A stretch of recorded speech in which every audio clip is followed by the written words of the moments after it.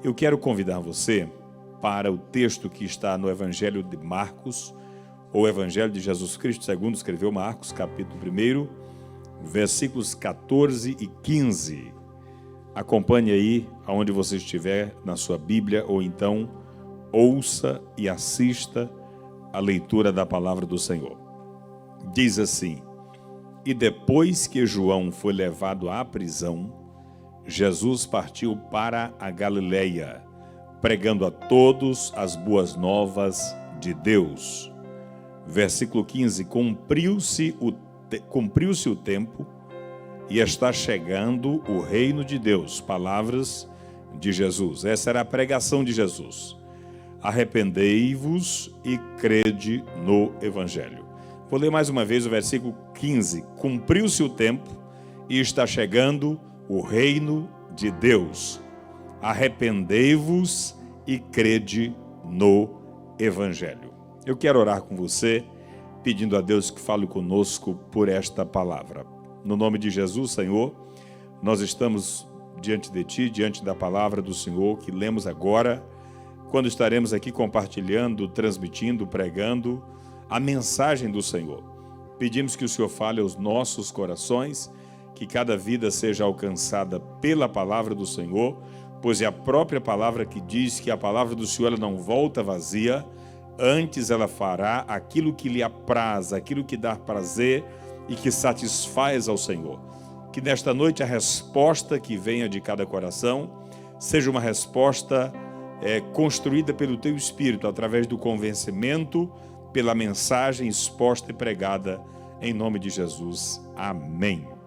Amados irmãos e amigos que nos assistem nessa noite, eu gostaria de deixar para você esta mensagem objetiva nesse tempo que temos aqui, através dessa transmissão via YouTube, Facebook e também Instagram. Que Deus abençoe todos vocês que estão nos acompanhando. O texto que nós lemos aqui no Evangelho de Jesus Cristo, segundo escreveu Marcos, no capítulo 1, fala exatamente do começo do ministério de Jesus. A palavra de hoje eu gostaria de falar sobre o tempo, o cumprimento do tempo.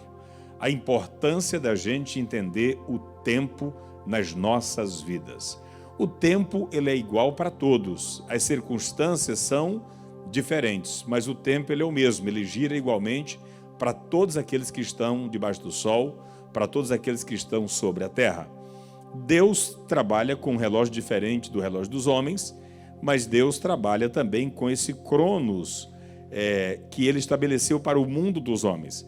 Embora Deus não está sujeito a este relógio, sim, nós estamos sujeitos a esse relógio. O tempo de Deus é a plenitude do propósito que Ele estabelece para fazer a sua vontade nas nossas vidas. É lógico que nesse universo o tempo gira diferente para cada um de nós, dependendo do tipo de resposta que a gente dá às oportunidades que a gente tem e à vida que a gente leva. O versículo 14 diz que quando João Batista foi preso, João é aquele que batizou Jesus, foi o precursor do Cristo, o profeta que anunciou a Cristo. Ele foi preso por causa de uma pregação que ele pregou contra Herodes, e ele acabou sendo preso, e dali da prisão ele foi executado, não voltou mais à cena como pregador. Mas a partir do momento que João batiza Jesus, a Bíblia diz que Jesus começa o ministério da pregação do Evangelho. A Bíblia diz que Jesus vai para a Galileia e ele prega as boas novas de Deus, ele anuncia as boas novas de Deus. Está escrito na carta aos Gálatas que, vindo à plenitude dos tempos, Deus enviou o seu Filho, nascido de mulher, nascido sob a lei. Jesus Cristo veio no tempo estabelecido por Deus para a terra, para entregar a sua vida, para tirar o pecado da humanidade. E aqui Jesus, nesse processo de entrega, nesse processo de cumprimento da vontade de Deus, a Bíblia diz que quando João Batista é preso, Jesus começa a pregar. Jesus compreende o tempo da visitação de Deus e do que ele tinha que fazer aqui nesses 3 anos e meio, mais ou menos, que ele ficou cumprindo o seu ministério, a partir dos seus 30 anos de idade. Então Jesus ele entendeu o tempo de Deus e o propósito para o qual ele foi enviado na terra para resgatar os homens através da sua própria vida, através do seu sangue derramado na cruz do Calvário. Acontece que a palavra de hoje para nós, ela fala exatamente sobre isso, o cumprimento do tempo. Jesus entendeu o tempo de Deus para ele. E você que está aí me assistindo nesta noite, você tem entendido o tempo de Deus para a sua vida? Você tem compreendido as estações de Deus para a sua vida? A vida ela é regida por tempos. A gente se depara o tempo todo, o relógio marca o tempo. Existe um tempo para dormir, existe um tempo para acordar, existe um tempo para trabalhar, existe um tempo para a gente rodar na cidade. O tempo agora é de recolhimento. Quando você está na rua, o semáforo também, ele marca um tempo. Existe o sinal vermelho, o sinal amarelo, o sinal verde. O sinal verde é o tempo da gente avançar. O sinal amarelo é um tempo de alerta. O sinal verde é tempo de... vermelho é tempo de parar. Portanto, eu preciso compreender em que tempo eu estou. A Bíblia diz que há tempo da gente falar, mas há tempo também da gente ficar calado, há tempo da gente ouvir. E nesse tempo, a mensagem que Deus quer falar conosco é acerca da importância disso.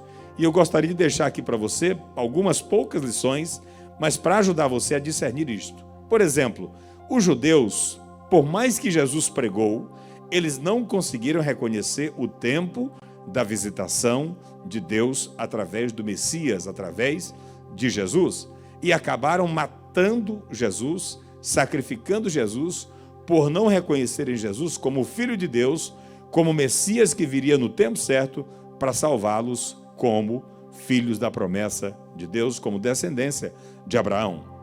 Portanto, os judeus que... A parte dos judeus que não reconheceram Jesus, sobretudo as autoridades religiosas, as autoridades políticas, eles acabaram matando a Jesus e não reconheceram o tempo da visitação de Deus. Quando Jesus foi crucificado, que morreu, a Bíblia diz que o centurião, que comandou toda aquela companhia de soldados que executaram a Jesus por ordem de Pôncio Pilatos, governador e também jurista ali do Império Romano, depois que Jesus morreu, que ele deu brado e expirou, a terra tremeu e houve trevas, o centurião, o comandante militar, a Bíblia diz que ele reconheceu que Jesus era o Filho de Deus e ele bateu no peito e disse: verdadeiramente, este é o Filho de Deus, este homem é justo, este homem é o que Deus prometeu para este tempo. Acontece que nós não reconhecemos. Nós acabamos de assassinar o Cristo, nós acabamos de matar o Messias. Portanto, aquele centurião, ele reconhece que Jesus era o Filho de Deus depois que Jesus morreu. Jesus viveu 3 anos e meio pregando e ele não reconheceu em vida, mas depois da morte ele reconheceu. Outras pessoas, mesmo depois de tudo isso, ainda não reconheceram Jesus como Filho de Deus.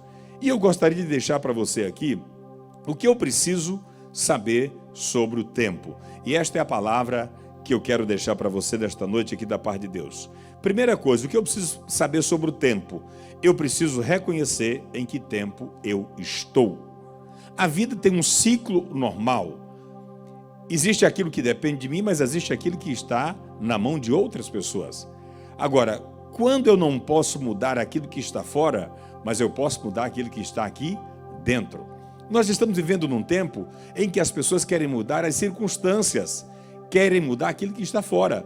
E a gente vivencia isso no dia a dia. São nos relacionamentos, é no casamento. Você vai ver o tempo todo esposas querendo mudar o esposo querendo mudar as esposas, pai querendo que filhos mudem, filhos querendo que os pais mudem. Mas dificilmente você vai encontrar as pessoas entendendo que ele precisa de uma mudança interior, de uma mudança de mente, de uma mudança espiritual. A maioria das pessoas estão querendo que as outras pessoas se encaixem no seu tempo, no seu ritmo. E isso é muito complicado porque a maioria de nós não está disposto a se adequar a esta realidade. Então a primeira coisa é reconhecer em que tempo eu estou. Reconhecendo em que tempo da vida eu estou, eu preciso saber que existem ciclos e que esse ciclo tem que ser vivido do melhor jeito. O filho precisa reconhecer em que tempo ele está. Tem pessoas que estão no tempo de estudar. Não adianta querer ter uma vida de autonomia no tempo que é só para estudar. Quem é criança tem que viver a vida de criança. Quem é solteiro vive a vida de solteiro, adulto. Quem é casado vive a vida de casado. Quem é igreja tem que viver a vida de igreja. Nós precisamos viver a nossa vida como igreja. Então eu gostaria de me dirigir a você neste momento, para você como igreja, reconhecer quem você é e que tipo de vida você tem que ter. Jesus aqui, a Bíblia diz que ele começa a pregar as boas novas de Deus. Ele reconheceu quem era ele e o que ele tinha vindo fazer aqui. Eu pergunto, nesse tempo que você está aí dentro da sua casa, você tem conseguido reconhecer o que Deus quer fazer na sua vida?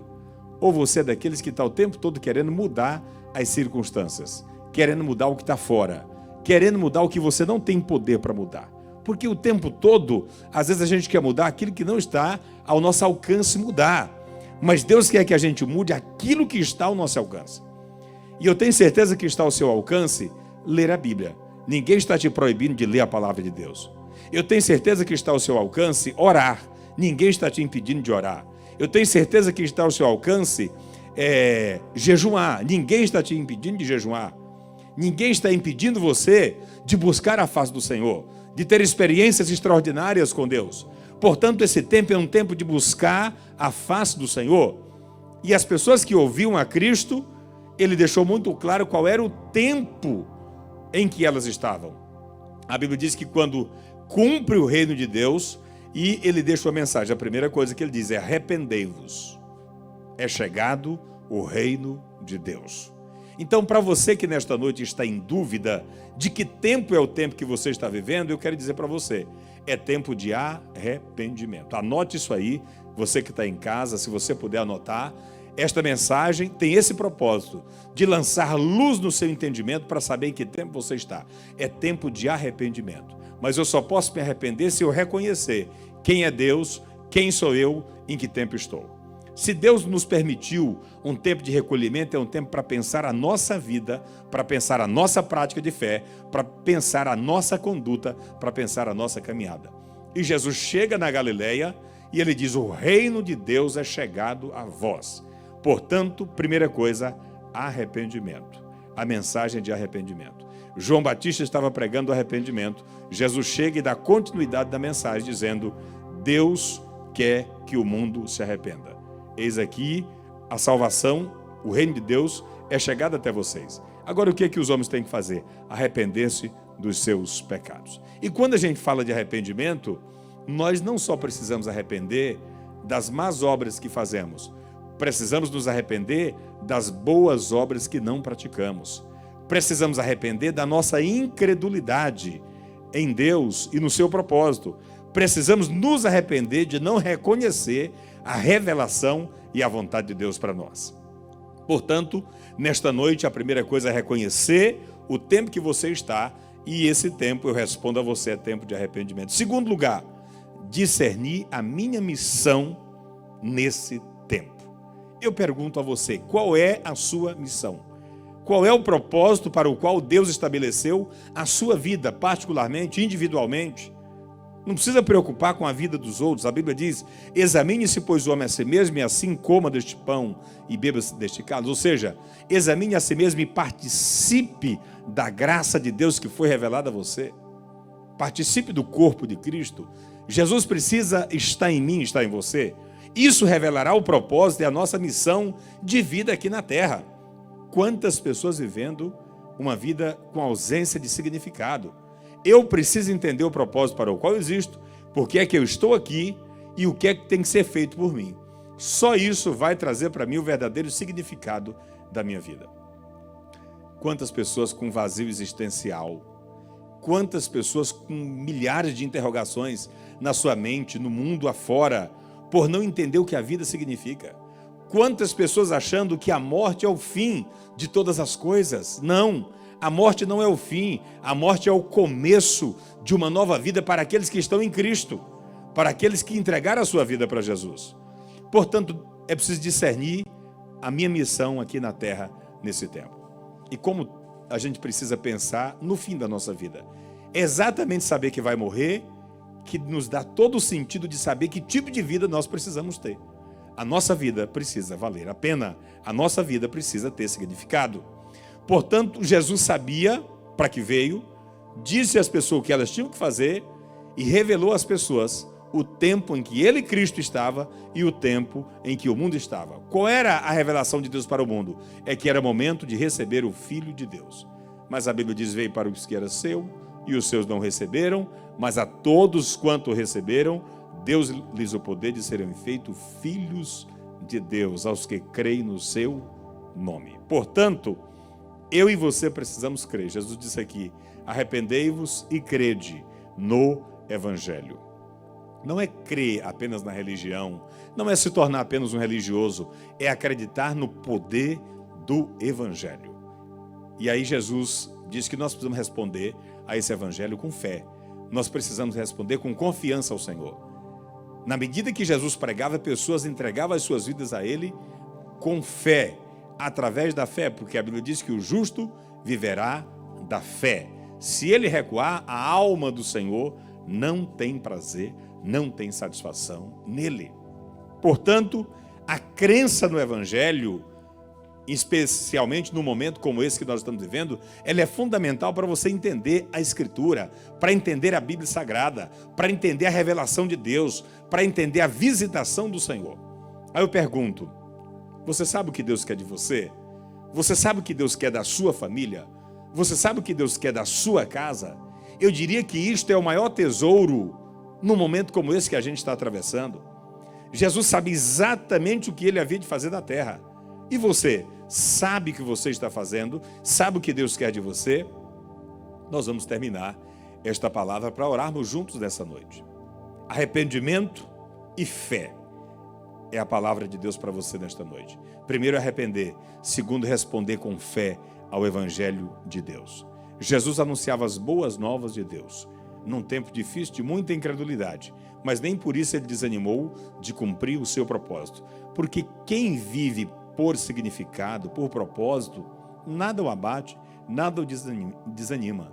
Quem não vive por circunstâncias, jamais vai se permitir abater ou se deixar recuar. Na carta aos Filipenses, no capítulo 3, o apóstolo Paulo deixa isso muito claro. Ele diz, irmãos, uma coisa eu faço, e é que, esquecendo-me das coisas que para trás ficam, prossigo para o alvo, pelo prêmio da soberana vocação de Deus, em Cristo Jesus, nosso Senhor. E eu quero terminar essa palavra dizendo para você isto. Você precisa fazer uma coisa. É o que o apóstolo Paulo diz aqui. E o que é? É esquecer daquilo que fica para trás e avançar para o alvo. Deus tem um alvo estabelecido para a minha vida e para a sua vida. E para eu caminhar em direção a esse alvo, eu preciso entender o que é propósito. E eu só posso entender propósito se eu tiver uma mente mudada, renovada, transformada. E eu só posso transformar a minha mente através do arrependimento da minha natureza humana, pecaminosa e caída. Paulo escreveu aos Romanos dizendo, no capítulo 12, e não vos conformeis com este mundo ou com este século, mas transformai-vos pela renovação da vossa mente, para que experimenteis qual seja a boa, perfeita e agradável vontade de Deus. Deus quer transformar você através da sua palavra. É a palavra de Deus que tem o poder transformador, regenerador, restaurador, santificador, purificador e renovador. Portanto, a palavra de Deus para você nesta noite é essa. Arrependa-se, renove a sua mente em Cristo através da sua palavra e tenha um entendimento novo. E esse entendimento vai te levar para onde? Vai te levar para a compreensão do propósito de Deus para a sua vida. Então não é momento de ficarmos lamuriando, de ficarmos olhando para trás. Eu tinha isso. Não é momento de chorarmos perdas. É momento de olharmos para o futuro e de acreditarmos nas promessas de Deus. Porque maior é aquele que está conosco do que aquele que está no mundo, do que aquele que está lá fora. Eu convido você neste momento para nós orarmos, finalizando esta palavra, e deixo para você esse texto. Prossiga para o alvo. Prossiga para o alvo, mas para o alvo com fé e com propósito. Tem pessoas que são persistentes, mas a persistência sem alvo é apenas uma teimosia. Não é teimosia, é persistência com fé, é crer no Evangelho, é responder com convicção de que a sua vida tem significado e que você precisa vivê-la do melhor jeito possível. Eu quero nesse momento convidar você, que está aí do outro lado, você que talvez está afastado dos caminhos do Senhor, ou você que nunca fez uma aliança verdadeira com Cristo, eu quero convidar você a fazer esta aliança com o Senhor nesta noite, para que a sua vida tenha significado, para que a sua vida faça sentido, para que a sua vida verdadeiramente seja guiada pelo Espírito de Deus, para que a sua vida seja uma vida de fé. Se você puder, se você quiser fazer esta decisão, aí onde você está, na sala da sua casa, no seu quarto, dobre os seus joelhos de mãos levantadas, entregando a sua vida para Jesus. E eu quero orar por você. Depois eu estarei orando por todas as famílias. Pai, em nome de Jesus, nesse momento eu oro por esta pessoa que está nos assistindo, que ouviu esta mensagem e que quer reconciliar com o Senhor, que está entregando a sua vida ao Senhor, que está reconciliando com o Evangelho, com a pessoa de Jesus Cristo. Pai Santo, fora de Jesus não há salvação. A Tua palavra nos deixa claro isso e é nisso que nós acreditamos. Portanto, que o Senhor possa entrar no coração desta pessoa, perdoar os seus pecados e dar a ele um verdadeiro significado, dar a ele uma compreensão de propósito. Em nome de Jesus, amém. Eu quero nesse momento, Senhor, apresentar cada família, os irmãos da D14, de outros ministérios, de outras denominações, o irmão Tiago que está ali em Gurupi com a sua família participando aqui conosco, ó Pai, assistindo esta palavra. Eu rogo a Tua bênção por cada uma das famílias da igreja, pelas crianças, os adolescentes, os jovens, homens, mulheres. Eu oro por todos aqueles que nesse momento estão na sua casa sendo ministrado por esta palavra. Que o Teu Espírito possa trazer convicção, ó Pai, de que somos pecadores, mas que possamos compreender que a graça do Senhor veio como novidade de vida para nós, renovando o nosso entendimento, nos dando a condição de responder com fé ao chamado do Senhor. E como diz o apóstolo Paulo na Tua palavra que foi pregada, que precisamos olhar para o alvo, que ninguém se embarace com coisas desta vida, mas que juntos possamos olhar para o alvo, compreendendo que o Senhor é autor e o consumador da nossa fé. Que o favor do Senhor seja com cada família, que o Espírito do Senhor traga cura na mente, restauração e renovação, ó Pai. E que nós sejamos, mais uma vez, fortalecidos pelo Senhor, para anunciar a palavra do Senhor, para anunciar a revelação do Senhor, e que o Senhor traga sobre nós avivamento, despertamento, ó Pai, compreensão verdadeira do tempo em que estamos e o que devemos fazer com este tempo que o Senhor tem nos permitido viver. É a nossa oração em nome de Jesus. Que o amor de Deus, nosso eterno Pai, que a graça do nosso Senhor e Salvador Jesus Cristo, que a comunhão e a consolação do Espírito Santo seja com você e com a sua família.